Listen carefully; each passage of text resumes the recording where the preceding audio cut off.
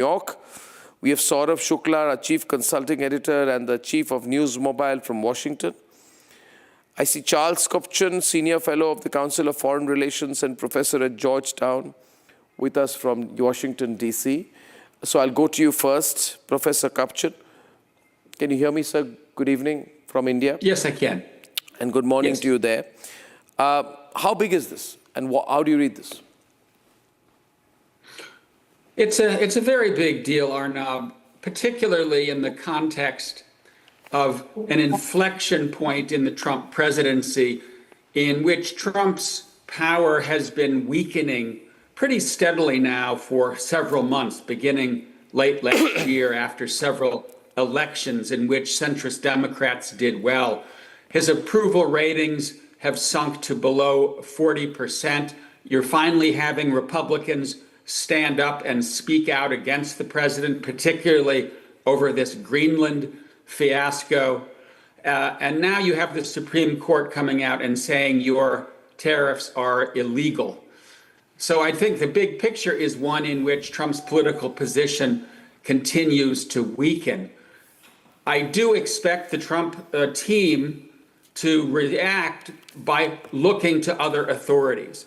This 1977 law empowered the president to, quote unquote, regulate the importation of goods. And the Supreme Court and those who brought the case to the Supreme Court deemed tariffs not to be included.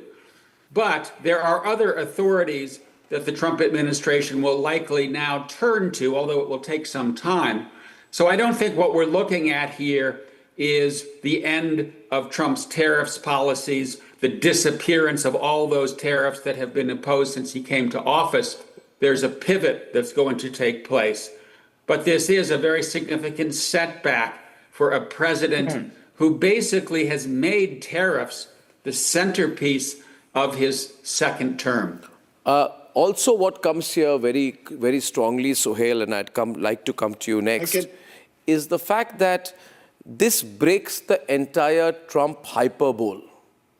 He goes hyper on everything. And there is a sense of fatigue that is building up. You're in New York. I'm sure you sense a little bit of that as well. Now, how did Trump impose tariffs? By invoking this emergency rule, the Emergency Economic Powers Act. So he basically said if there's a trade deficit, it's a national emergency. If there is fentanyl trafficking, it's a national emergency. If I don't like a particular country, it's a national emergency. If I think the Canadians are talking back to me, it's a national emergency. If the Indians have too much of an independent foreign policy line, it's a national emergency. If I don't like the Mexicans, it's a national emergency.